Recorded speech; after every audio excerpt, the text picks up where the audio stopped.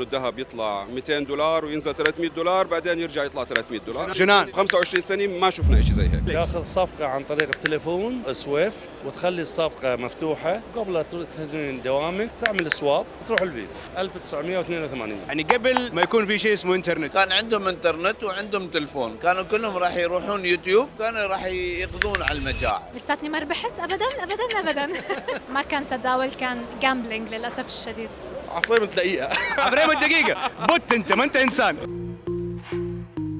يقول لك أخطر سكالبينج في التداول هو سكالبينج الذهب، وفعلا حقيقة هذا الشيء واقع. الذهب من 2023 هو في هذا الترند الفظيع الغريب الخطير الجميل المجنون، وإذا ما عرفت تدير فيه مخاطرك وتتداول صح وبعقلانية وتخلي قراراتك تقودها فقط الإحصائيات والتحاليل وتقود قراراتك بانضباط محكم، راح تخسر كل شيء. لأنه الذهب سكالبينج الذهب ممكن ينجحك وممكن يصفرك نهائيا. ويقول لك لا تسأل طبيب بل اسأل مجرب، اسأل أي واحد متداول ذهب عن هذا الموضوع. عموما احنا الآن في دبي ومتجهين الآن لمعرض الآيفكس إكسبو. هذا المعرض بالنسبة لي من أكبر معارض الفوركس اللي تصير في العالم. في معارض ثانية تصير، في عندك الفوركس اكسبو، في عندك السوميت، في مدري ايش، بس الآيفكس إكسبو أكبر واحد يصير، ويصير في بلدان مختلفة. وهذا المرة صادف انه يصير في دبي، وفي دبي ساير على مدى اليومين المتالي، اليوم وبكره، واحنا الان متجهين على هناك. فانا جدا متحمس ان انا اكون متواجد في هذا المعرض. طبعا راح يكون عندي بانل ديسكشن هناك، راح اتكلم عن الذكاء الاصطناعي، عن التداول، على حد الخسارة، مو الكلام الشعبي هذا، لا بعمق جدا كثير ومفصل. طبعا لي الشرف انهم استدعوني اني اتكلم، وجاتني معلومة قالوا لي انت يمكن اول واحد عربي يتكلم في هذا المجال، واول واحد سعودي بشكل خاص يتكلم عن هذه المحاضرة. فطبعا لي كل الشرف اني اكون في هذا المعرض متواجد والقي كلمه واسوي المحاضره هذه في البانل ديسكشن. هذه سلسله اخرى على السلاسل اللي بنسويها، راح نتقابل مع متداولين من كافه انحاء العالم، نتقابل مع وسطاء، نحاول نغير السلسله هذه. عموما قبل ما نبدا في هذه الحلقه رجاء خاص، لا تنسى الضغط على زر اللايك، الاشتراك في القناه، وتذكر شيء مهم، كل ما كبرت القناه كبرت المحتوى وقدرنا احنا نقدم الافضل. هذا وعد من عندي لكم باذن الله تعالى. كل الحب وكل التوفيق وبيس.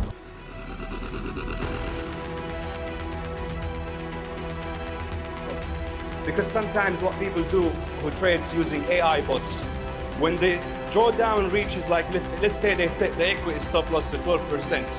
When the drawdown reaches to 9-10%, what they do is they move the stop loss further down, hoping that the market will come back and reverse. And that's absolutely false. You know, I guess people talk a lot about greed and hope. وصلنا الآن احنا خارج معرض الآيفكس إكسبو زي ما انتم شايفين، المكان مزدحم، متحمس جدا ندخل جوا نتعرف على الشركات الموجودة. أكثر شيء متحمس عليه صراحة مو إني أتعرف على الشركات، تعرفت على الشركات لما دخت وأعرف متداولين لما دخت، بس متحمس إن أنا ألقي صراحة الكلمة حقة البانل ديسكشن وأكون شخص أفيد فعلا في هذا المجال، ويكون فائدتي جميلة لكل الناس اللي حابة تبدأ في هذا المجال، الناس اللي حابة فعلا تحصل على المعلومات الحقيقية. احنا الآن هنا راح ندخل الآن جوا، راح نستلم الباج، نتوجه على طول على المحاضرة، خلص المحاضرة حقتي وبعدها نشوف ايش راح نسوي. حتكون فعالية بإذن الله تعالى من أفضل الحلقات اللي أنا سويتها. رجاء خاص قبل ما نبدأ لا تنسى الضغط على زر اللايك، الاشتراك في هذه القناة، ويلا نبدأ بسم الله. One thing when I started trading, I was always used to ask myself, why do people lose? I think if I found the answer of why people lose, then I can know how can I stay consistent. So we gotta differentiate intelligence from automation. So not everything that's automated is actually intelligent. So you've heard so many stories before where people like been using trading bots and they have lost literally everything. Just don't blame anybody. Be your biggest critic. Ask yourself, why did I lose that trade? Was my stop loss too tight? Did I enter that trade based on emotions or based on real data? And here comes AI trading. It has so many benefits, like, you know, it can process a vast amount of data, analyze the market, give you a clear market direction. And also, it works 24/7 without a break. Humans sleep, AI don't. They work around the clock. But if they manage correctly, they can, I promise you, they can be one of the most powerful tools to apply to your trading.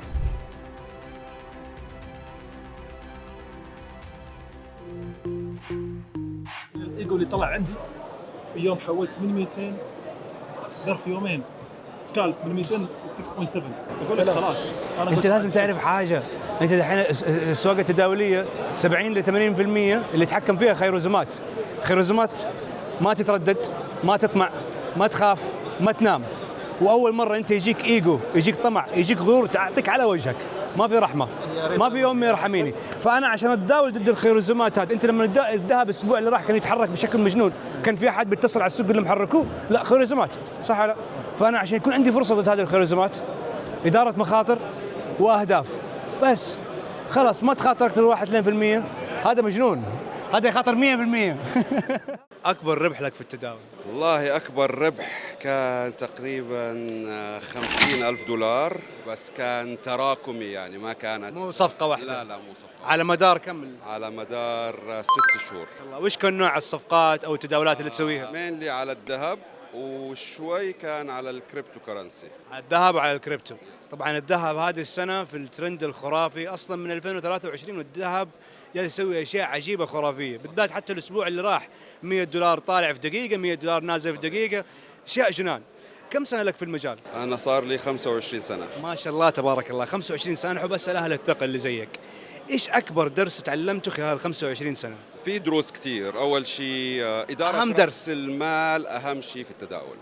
رأس المال، إذا كان رأس المال متزن إن شاء الله أنت نسبة الخسارة تبعتك بتكون شبه معدومة. ابعد عن الأخبار، ما تقام ما تداول في الاخبار. ممتاز. أيوة، صح. هاي شغلتين رئيسيتين.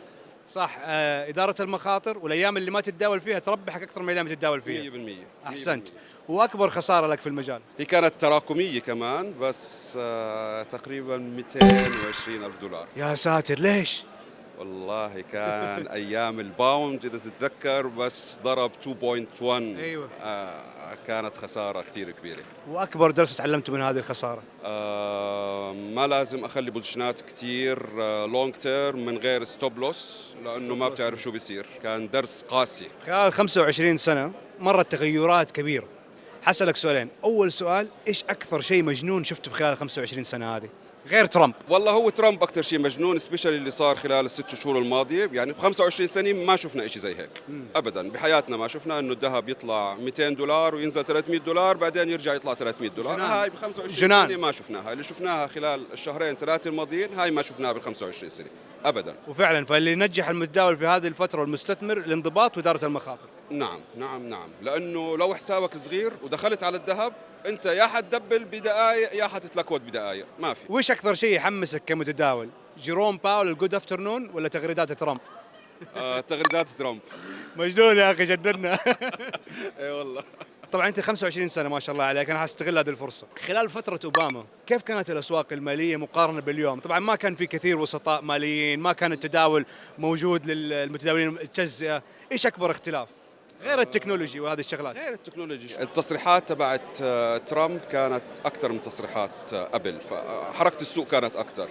الشركات هلا كثرت بطريقه مرعبه صراحه جدا.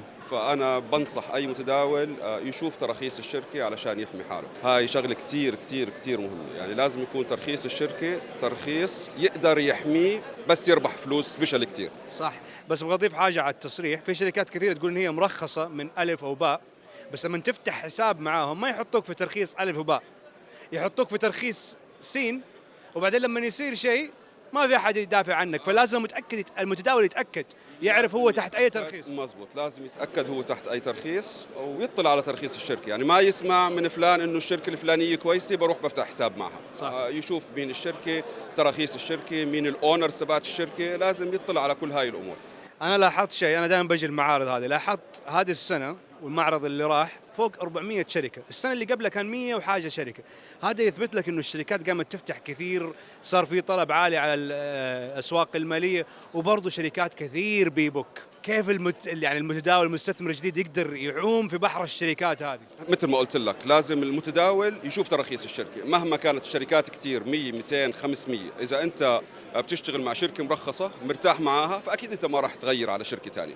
الشركات الجديده يمكن بتدور على نيو بلاد باوفرات غريبه، باوفرات مجنونه، ليفرج، خرافي عشان تخسر ويربحوا من الخساره، بونص خرافي. يعني اساليب التسويق اللي عم بيسووها، فانت ما تتبع هاي الاساليب. انت اهم شيء تشوف الشركه، تراخيص الشركه، البروفايل تبع الشركه، علشان تكون انت فلوسك في السيف سايد، سواء ربحت سواء خسرت، وقت بدك تسحب فلوسك. صحيح. احسنت حبيبي، يعطيك الف عافيه. شكرا لك، شكرا لك. اكبر ربح لك في التداول؟ عملت 13,000 في يوم. $18,000 ما شاء الله في يوم واحد. كنت تداول على ايش؟ على الناسداك. على الناسداك. شهر 4. شهر 4. وكانت مجموعه صفقات او صفقه واحده؟ على مدار اليوم من الصبح بعد ترامب لما عمل التارفس على الصين، لما الناسداك نزل من 22,000 ل 16,000. وانت كنت بايع وقتها؟ كنت بايع. واستفدت مع تغريده ترامب؟ الحمد لله. ما شاء الله عليك. واكبر خساره لك؟ نفس نفس اللي ربحته راح؟ نفس المبلغ بعديها بيوم على طول. برضه عشان ترامب؟ سمعت.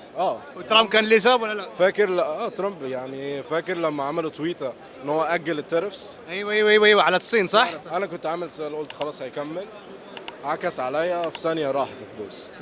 بس طبيعي. السوق مع ترامب جنان صراحه. يعني ما فيش تحليل فني ولا فاندمنتالز ولا ما فيش منطق.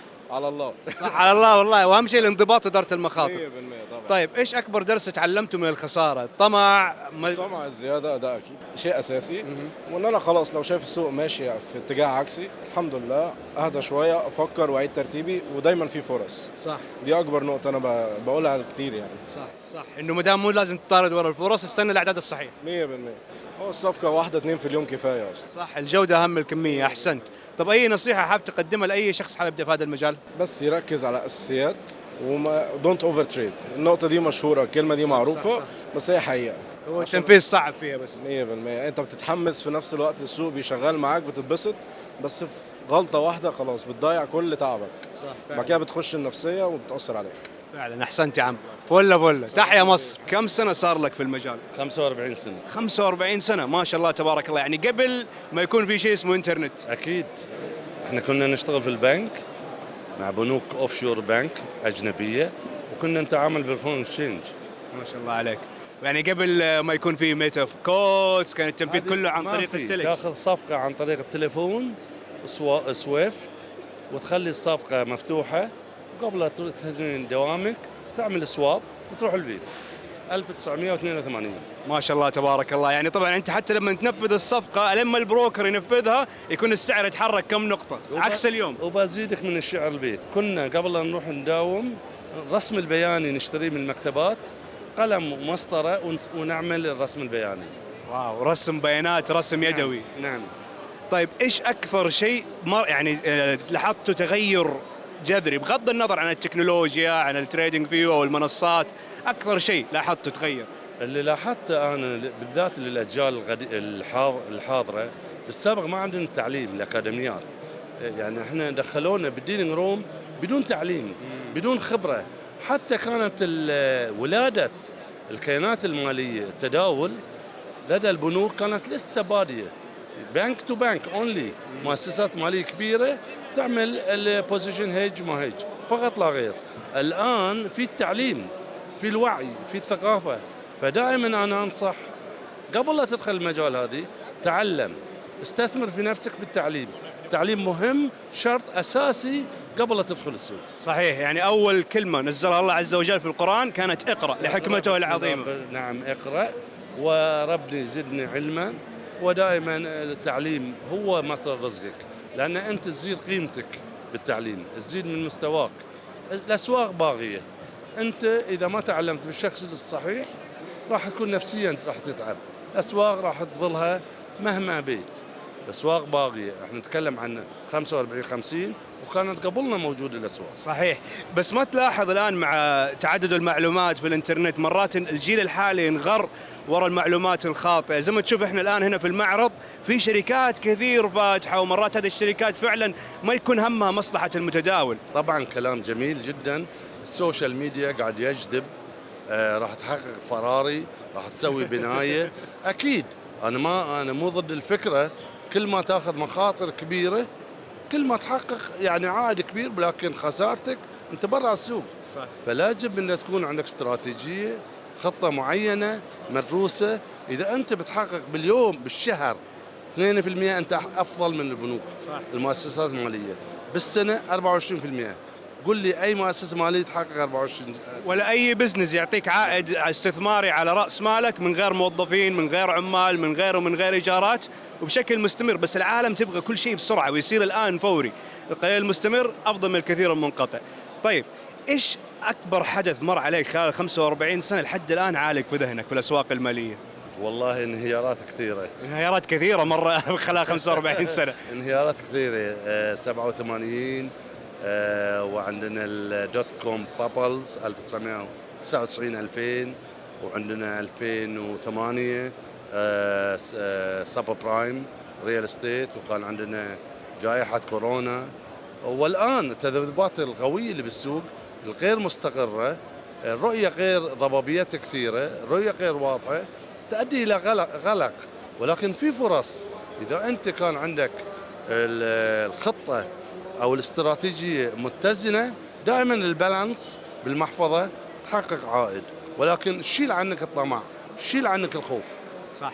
طيب في خلال 45 سنه مر عليك فتره زي فتره ترامب والجنان اللي جالس يسويه ترامب في الاسواق الماليه؟ ابدا ابدا ابدا.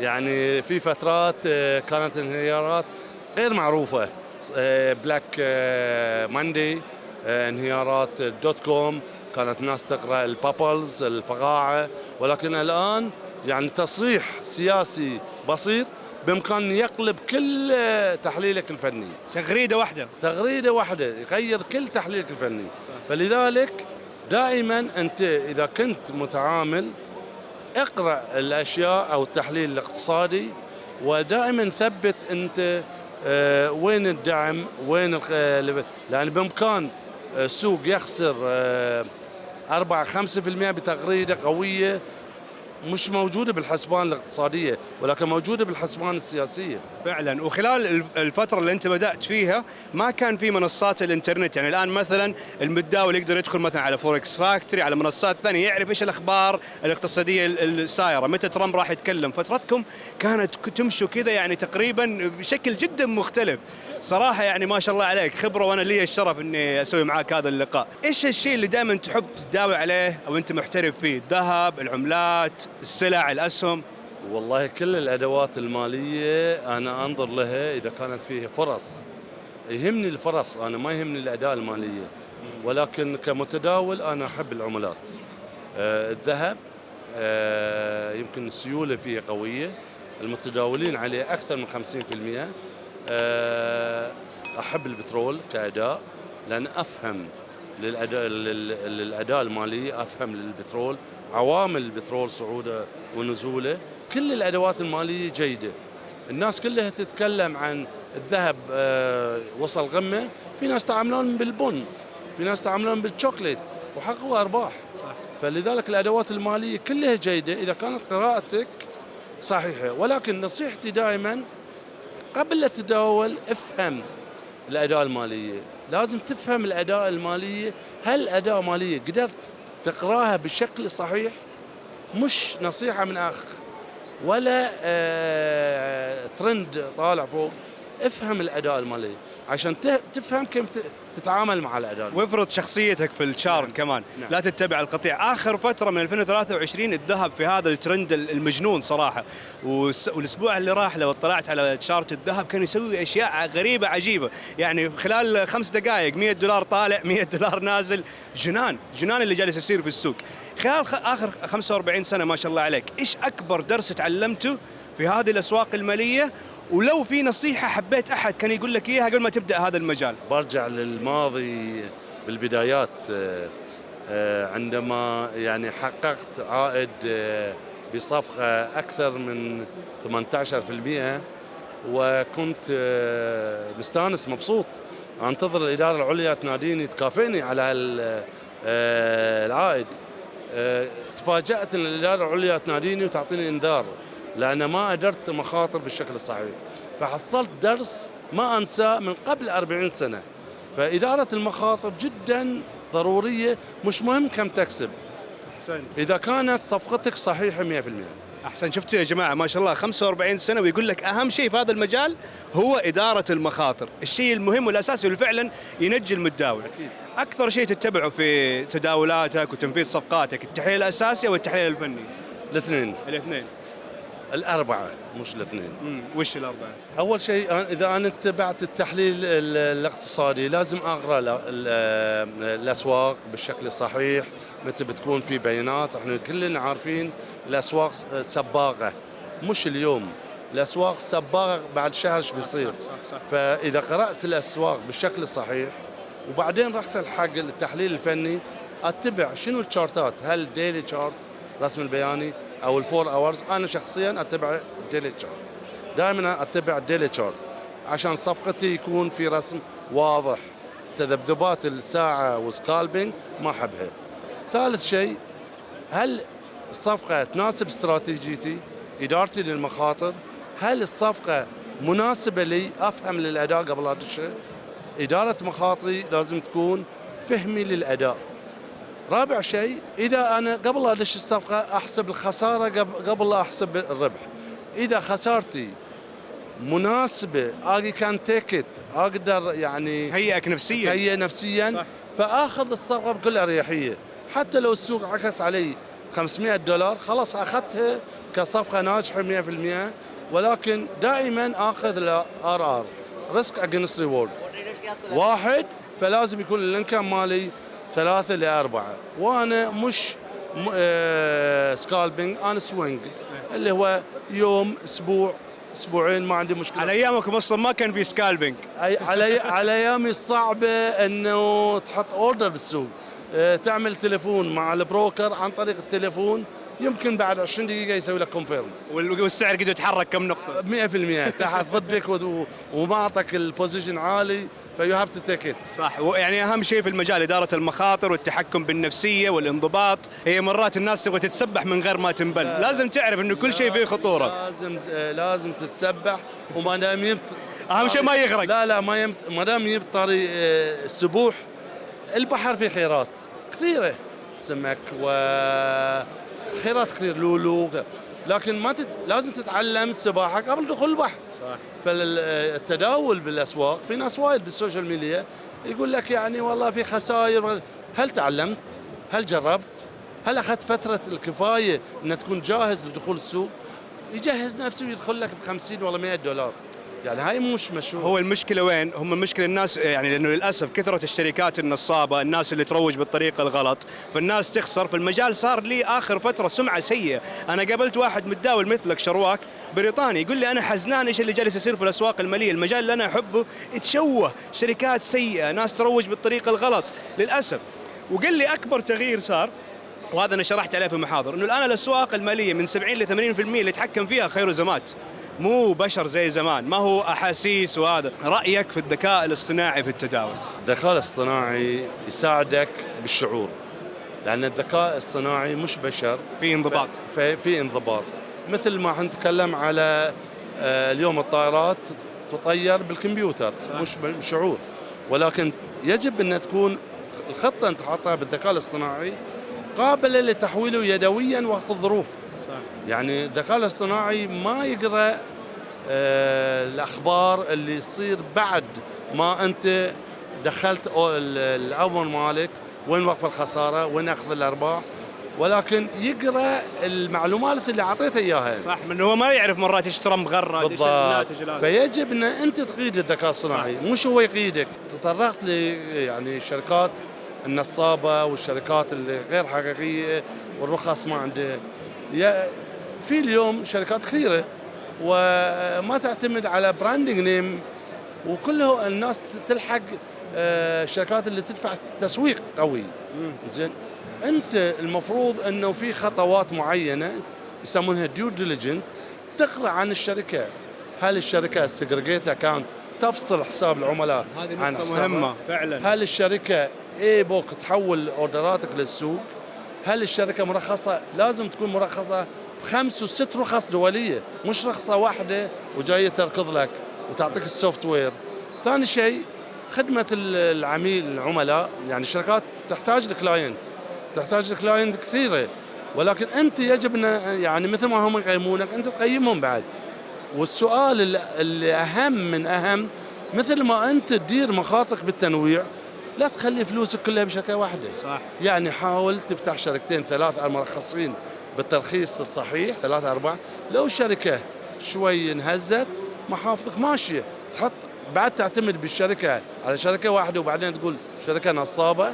I done my job, I done due diligence، ولكن أوزع باكثر من شركه عشان اقلل المخاطر بالشركه نفسها. انا بوريك شيء صار، يعني هم في شركات يقول لك انا احطك في الاي بوك وترخيصي مثلا ترخيص معتمد، لكن بعدين يحولوك تحت ترخيص الجزر ويصير معك شيء مجنون.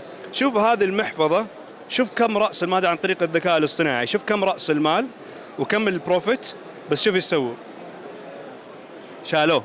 حساب ريل ترى، ريل. انا لحقت اني اصور الشاشه قبل ما يمسحوا الحساب، لانه مسحوه بعدين في الميتافايل. ريل اكاونت زي ما انت شايف. الشركه وين موجوده حاليا دي؟ الشركه موجوده، راس المال كم الارباح سحبوها. فالشركه موجوده. المشكله في حتى كمان شركات كثير ناس بدات يقول لك انا عندي ترخيص الفلاني، بس لما تفتح معاه يحطك تحت الترخيص اللي ما هو قد كذا. احنا تعبنا كثير في الكلام، انا صراحه مستمتع معك، يعطيك الف عافيه. عشان نختم بس، ايش النصيحه اللي تحب تقدمها لاي شخص حابب يبدا في هذا المجال؟ انه توزيع راس مالك لاكثر من شركه ضروريه، مثل ما انت تدير مخاطرك بادوات ماليه، بعد لان انت ما تثق بالسوق توزع محفظتك لاكثر من شركه فتكون. رابع شيء والاهم، لا تدخل بالسوق ب$50 وتقول نفسيا تعال زين والله خذيت 1 لوت والسوق راح ضدي، ونفسيا السوق نصاب والسوق مو صحيح. هاي غلط، هاي جامبلينج، هاي قمار. لازم تدخل بالسوق بمبلغ انت اوريدي مدخره، ما عليك ديون، مدخر هالمبلغ، فتدخل بالسوق سلمه حتى تحترف زين، وتاخذ المشروع مش رحله. كثيرين الناس يتكلمون عن رحله تداول، تاخذ المشروع كمشروع، كتجاره، كبزنس حقيقي، مو لعبه. بالضبط. صح. تدش عليك عائد 1-2% شهريا، اللهم لك الحمد، فبيكون الاصل مالك موجود، ادارتك المخاطر موجوده، والاهم من كل من هذه تتعلم وتجرب اكثر من مره، وتاخذ وقتك حتى تحترف.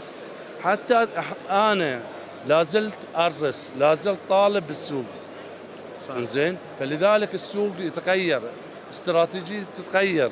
اليوم مثل ما تفضلت قبل شويه، خطاب واحد سياسيا يغير السوق فوق تحت. السوق فيه خير؟ نعم فيه خير. أتمنى التوفيق والنجاح للجميع. يعطيك ألف عافية وشكرا على وقتك وشكرا لك، استمتع معك. أكبر ربح لك بالتداول؟ لساتني ما ربحت أبدا. إيش يعني كله خسارة ولا تعليم؟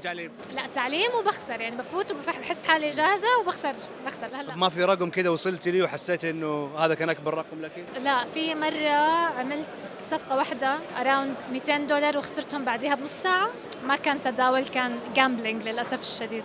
خسرتيها ليش؟ عشان دخلتي بانك حابه طمعتي في الربح اللي حققتيه وحابه تكبر الربح؟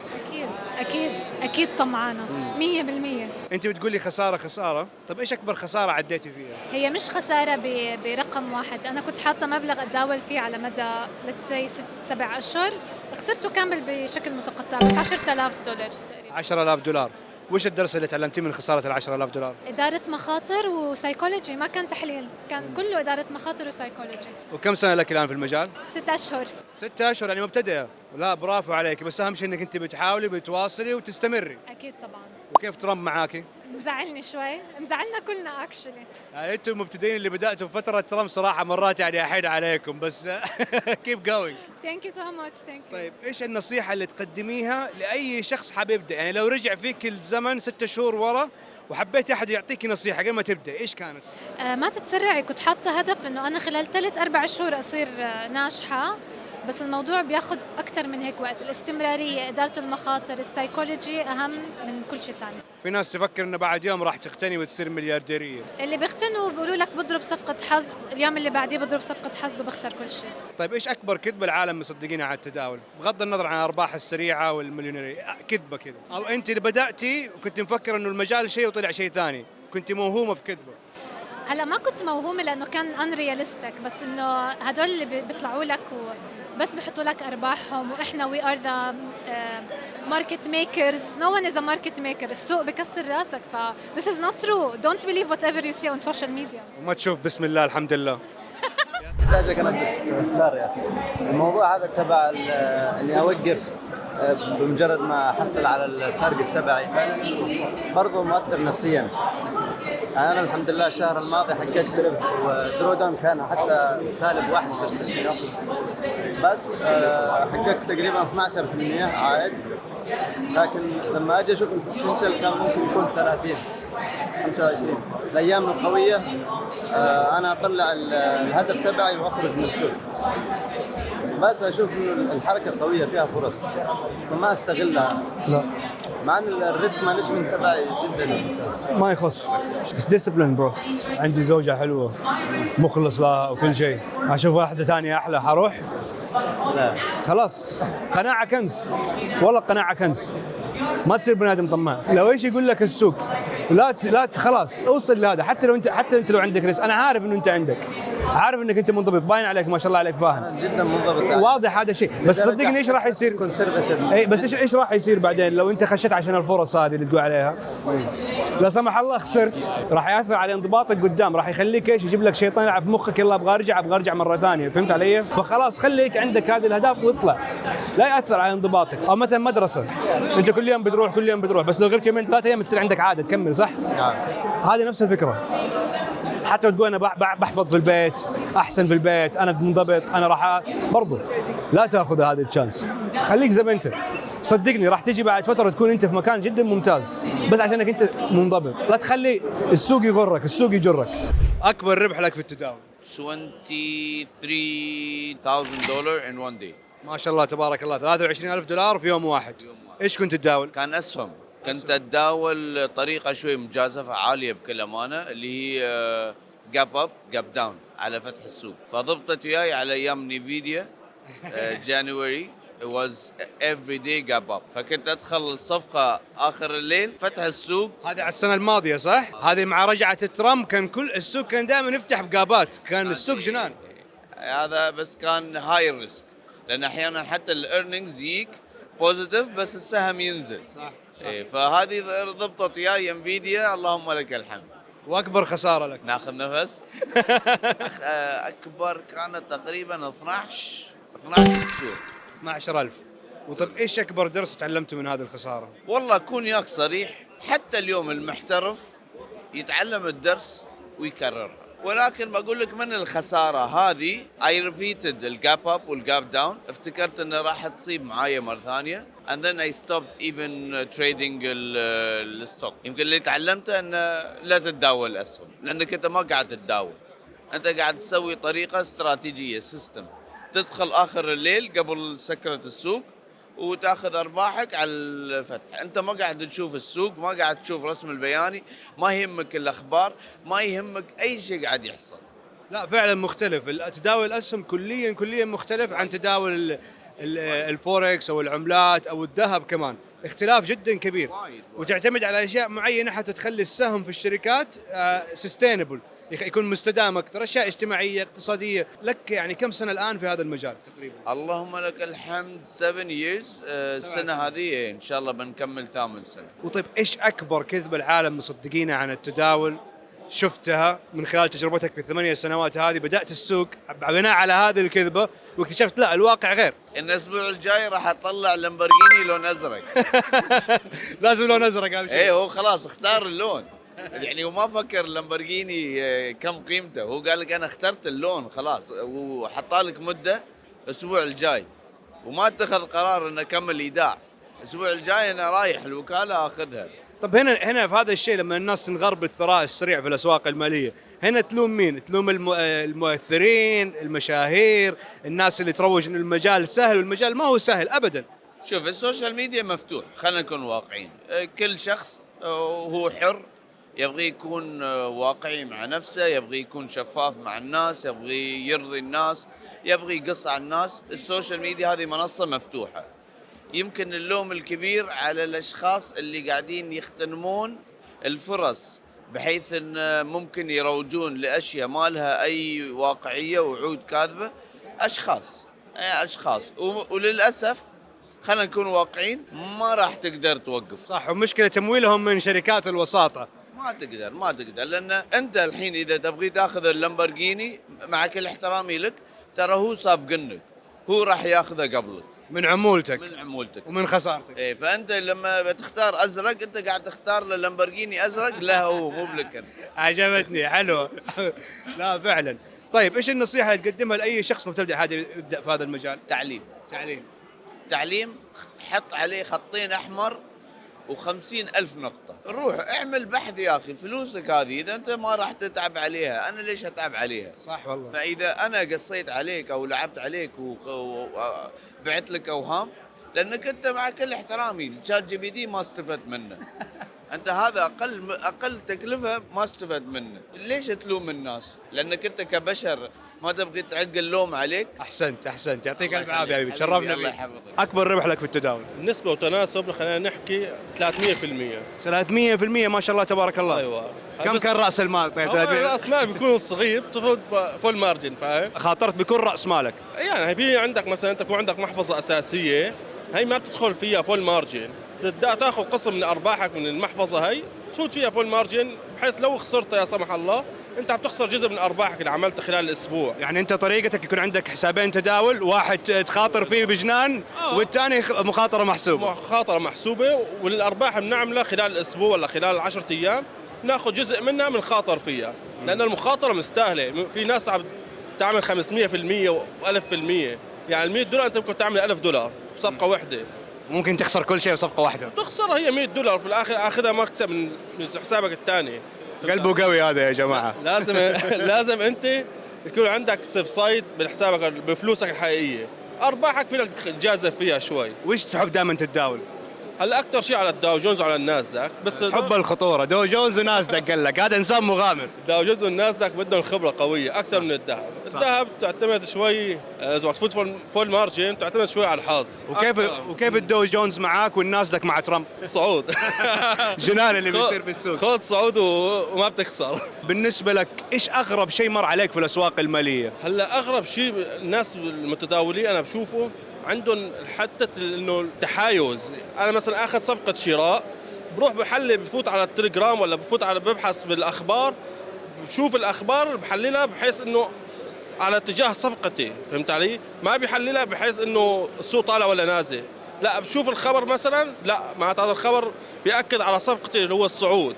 هذا اسمه تحايز، هذا اللي بيخلي الناس تخسر فلوسها. ما لازم يكون عندك نقطة تحايز بالصفقة، أنت أخذ شراء ما تفوت تتابع على قناة التليجرام اللي بتبعت شراءات أو والعكس بالبيع. صح، الناس مرات تشتت نفسها من كثرة القنوات ومتابعة المصادر المعلومات المشتتة، فالإنسان بيصير يتشتت بعدين. يشتت ويصير هو بيختار بس الناس اللي مثله، اللي هو المشتري. بيختار الشيء اللي بيقول لي اللي بيلعب في عقله إنه هذا صح. اللي هو مثلا مشتري الشراء، خلاص كل واحد بيقول الشراء هذا عنده إياه كويس. اللي بيقول بيع هذا لا. ما بيشوف الشيء المخالف حتى إيش يقدر يراجع حساباته. ما يسكر يخسر على خسارة، لا بيجي واحد بيعطيه أمل بيكمل مع الصفقة لحتى ما تسحب له رأس ماله.